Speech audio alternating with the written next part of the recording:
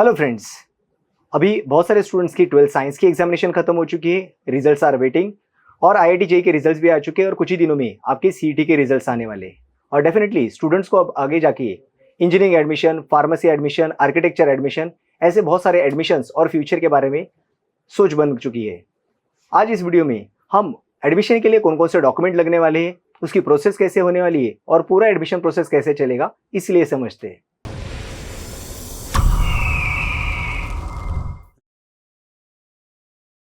Hello students, Labtech innovation career guidance series सभी students और parents सभी का स्वागत किया जाता है।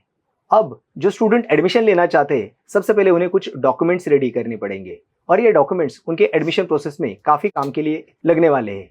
सबसे पहले बात करते हैं, जिन स्टूडेंट ने सीईटी और जेईई ऐसा एग्जामिनेशन दिया है उसकी एक मार्कलिस्ट होगी। वो मार्कलिस्ट सॉफ्ट कॉपी में होगी और आपको एडमिशन प्रोसेस में वो ऑनलाइन अपलोड करनी पड़ेगी। साथ में 10th standard mark list, 10th standard board certificate, आपका जो 10वीं का एग्जामिनेशन हो चुका है उसका मार्कलिस्ट और बोर्ड सर्टिफिकेट, साथ ही में 12th साइंस जो आपने कर रखा है उसकी मार्कलिस्ट, डेफिनेटली वो कुछ ही दिनों में आपको मिल जाएगी और वो आपको ऑनलाइन प्रोसेस में अपलोड करना पड़ेगा। इसी के साथ आपने जो 12th साइंस कंप्लीट कर रखा है उस कॉलेज का एलसी यानी कि लिविंग सर्टिफिकेट, ये लिविंग सर्टिफिकेट भी आपको वहाँ पे एडमिशन के टाइम अपलोड करना पड़ेगा। ये सारे डॉक्यूमेंट के साथ साथ आपको और एक सर्टिफिकेट लगेगा जिसे कहा जाता है nationality, domicile and age certificate. आज के तारीख में नेशनैलिटी, डोमिसाइल और एज सर्टिफिकेट एक साथ अवेलेबल हो जाता है और आप वो गवर्नमेंट ऑफिस से निकाल सकते हो। इसमें मेन पार्ट आ जाता है, आप नेशनैलिटी यानी आप इंडियन हो, डोमिसाइल यानी अब ये प्रोग्राम अगर महाराष्ट्र में हो रहा है तो आपका महाराष्ट्र का डोमिसाइल बनेगा और आप उसमें आपका एज यानी डेट ऑफ बर्थ मेंशन होगा जिससे आपके एज के बारे में कंफर्मेशन हो जाएगी और इस सारे डॉक्यूमेंट को आपको ऑनलाइन प्रोसेस में अपलोड करना पड़ेगा। सवाल है कि ये ऑनलाइन प्रोसेस है क्या और वो किस तरीके से प्रोसेस करेगी। तो पूरे महाराष्ट्र में डीटी महाराष्ट्र के थ्रू ये पूरी प्रोसेस कंप्लीट हो जाती है। That is called as a director of technical education. In short, आप इंजीनियरिंग में एडमिशन ले रहे हो, फार्मेसी में एडमिशन लेते हो या नाटा के स्कोर पे आर्किटेक्चर में एडमिशन लेने वाले हो, इन सारे प्रोसेस में इन डॉक्यूमेंट की जरूरत पड़ेगी या इसी प्रोसेस में आपको शामिल होना पड़ेगा। चाहे आप कैप राउंड से एडमिशन ले लीजिए या फिर इंस्टीट्यूट कोटा के लिए एडमिशन ले लीजिए, इन दोनों प्रोसेस में आपका रजिस्ट्रेशन मैंडेटरी रहेगा। इसके बाद जो दूसरा पार्ट आता है, कुछ स्टूडेंट कैटेगरी रिजर्वेशन के लिए अप्लाई करना चाहते हैं। उसमें specially OBC, SC, ST, NT1, NT2, NT3, SBC, SCBC, इस टाइप के स्टूडेंट्स के पास अपने सर्टिफिकेट हो गए। इसमें दो पार्ट आते हैं, एक होता है कास्ट सर्टिफिकेट और दूसरा होता है कास्ट वैलिडिटी सर्टिफिकेट। पिछले 15 सालों से हम एडमिशन इस प्रोसेस में काम करते हैं तो हमने बहुत सी बार देखा है कि स्टूडेंट के पास अपना कास्ट सर्टिफिकेट तो होता है लेकिन एडमिशन के टाइम लास्ट मोमेंट में उनको कास्ट वैलिडिटी सर्टिफिकेट नहीं मिलता। Students as well as parents दोनों को रिक्वेस्ट है कि आप अपना कास्ट सर्टिफिकेट के साथ साथ जल्द से जल्द कास्ट वैलिडिटी सर्टिफिकेट रेडी रखिए ताकि लगभग जून के पहले या दूसरे हफ्ते में ये पूरी प्रोसीजर स्टार्ट हो जाएगी with the result of CET JEE के साथ, तो आपको ये डॉक्यूमेंट लगने वाले हैं। इसके बाद जो स्टूडेंट इस कैटेगरी में आगे जाके ट्राई करते हैं उन्हें कुछ चीज़ें और याद रखनी पड़ेगी। जो स्टूडेंट ओबीसी, एसबीसी, एससीबीसी या फिर स्पेशली TFWS स्कीम में अप्लाई करना चाहते हैं, उन स्टूडेंट को और एक डॉक्यूमेंट की जरूरत पड़ेगी और वो डॉक्यूमेंट रहेगा आपके पेरेंट्स का इनकम सर्टिफिकेट। हालांकि इसे नॉन क्रीमिलियर सर्टिफिकेट इस तरीके से नाम से जाना जाता है और आपके पेरेंट्स का इनकम साल का अगर 8 लाख या 8 लाख से कम है तो आपको एक नॉन क्रीमिलियर सर्टिफिकेट बनाना पड़ेगा। अगर आप सिटी एरिया में रहते हो तो आप डिफरेंट गवर्नमेंट ऑफिस से सर्टिफिकेट बनवा सकते हो और अगर आप रीजनल एरिया में रहते हो या किसी अर्बन एरिया में रहते हो तो वहाँ पे तहसील ऑफिस होता है, वहाँ से आप ये सर्टिफिकेट बना सकते हो। अगेन उस सर्टिफिकेट पे एक QR कोड होगा और उसका ऑथेंटिफिकेशन चेक किया जाता है। इसीलिए स्टूडेंट को रिक्वेस्ट है ये डॉक्यूमेंट आप जल्द से जल्द रेडी रखिए। इसमें जो स्टूडेंट SC या ST कैटेगरी में आते हैं इनको सिर्फ कास्ट सर्टिफिकेट और कास्ट वैलिडिटी सर्टिफिकेट, इन दो ही सर्टिफिकेट्स की जरूरत है, उन्हें नॉन क्रीमिलियर सर्टिफिकेट की कोई जरूरत नहीं है। स्टूडेंट्स याद रखिए, कुछ सीट्स डिफेंस के लिए भी रिजर्व होते हैं।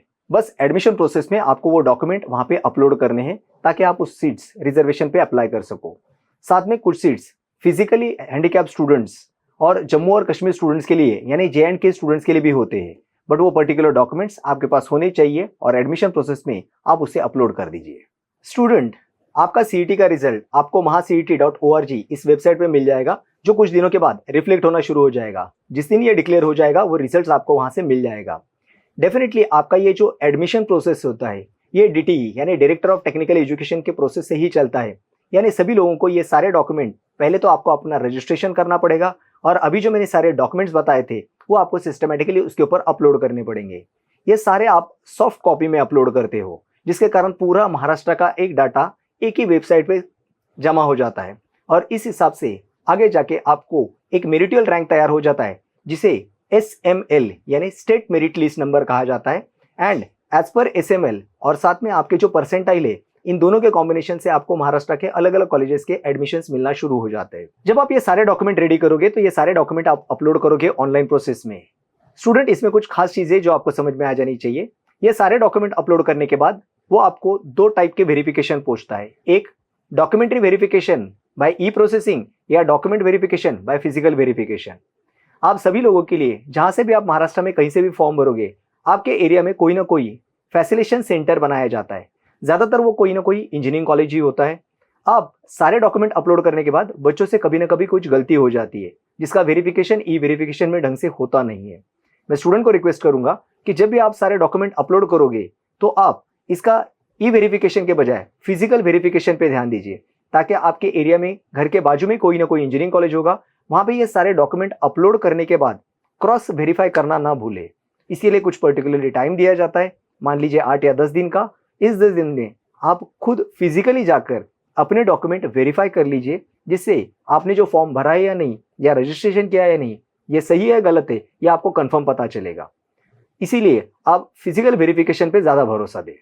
इस प्रोसेस के बाद हम आते हैं आगे, यानी ये पूरा फिजिकल वेरिफिकेशन होने के बाद आपको कुछ और दिनों का टाइम दिया जाएगा और उसके बाद आपका प्रोसेस शुरू हो जाएगा, जिसे कहा जाता है centralise admission process, in short CAP process. अगर आप चॉइस फॉर्म भरना चाहते हो तो आपका सीक्वेंस सबसे ज्यादा इंपॉर्टेंट है।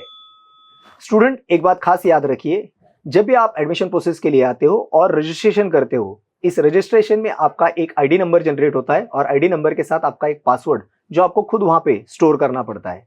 यह आईडी नंबर और पासवर्ड आपके राउंड 1, राउंड 2 और राउंड 3 इन पूरे प्रोसेस में एंड तक साथ चलता रहेगा। और जब किसी कॉलेज में आप फाइनलाइज एडमिशन करते हो, वहां तक ये राउंड मेंटेन रहेगा या आईडी नंबर मेंटेन रहेगा। इसलिए स्टूडेंट को रिक्वेस्ट है कि उसका आईडी नंबर और पासवर्ड एंड तक संभाल के रखिए या उसे अच्छे से याद रखिए। इस कैप राउंड के प्रोसेस में जब आप रजिस्ट्रेशन करते हो तो जिस तरह आप लोगों ने सीईटी में अपनी बेसिक इन्फॉर्मेशन भरी थी, उसी तरीके से इन्फॉर्मेशन आपको भरनी है। यानी आपका पूरा नाम, आपके पेरेंट्स का नाम, आपका आधार कार्ड नंबर, बाकी पर्सनल डिटेल्स, 10 के मार्क, 12 के मार्क्स, सीईटी का स्कोर, आईआईटी का स्कोर और ये सारे डिटेल्स के साथ आपके पास होने वाले सारे डॉक्यूमेंट जो आपको अपलोड करने हैं, उसके साथ आपका एक फोटोग्राफ और ई सिग्नेचर, ये पूरी प्रोसेस अपलोड की जाती है, जिसके कारण आप कैप राउंड के लिए एलिजिबल हो जाते हो। यहाँ पे बहुत सारे बच्चों की, खासकर उनके पेरेंट्स की एक रिक्वायरमेंट आ गई है। वो ये है कि उन्हें पुणे के अलग अलग कॉलेजेस के लास्ट ईयर के कट ऑफ और उससे रिलेटेड एक वीडियो चाहिए, जिसके कारण उन्हें इन्फॉर्मेटिव इन्फॉर्मेशन मिले। डेफिनेटली ये वीडियो हम आपको जल्दी बना के दे देंगे और एज पर आपकी रिक्वायरमेंट ये वीडियो हम जल्दी ही आपके साथ पब्लिश करेंगे। साथ में टॉप कॉलेजेस के टॉप हेड या डायरेक्टर्स का हम इंटरव्यू सीरीज भी यहाँ पे रख रहे हैं, जिसके कारण आपको एक अच्छा कॉलेज या अच्छा ब्रांच सिलेक्ट करने में फायदा होगा। तो आप ये सारे एजुकेशन सीरीज के वीडियोस को देखते रहिए। धन्यवाद।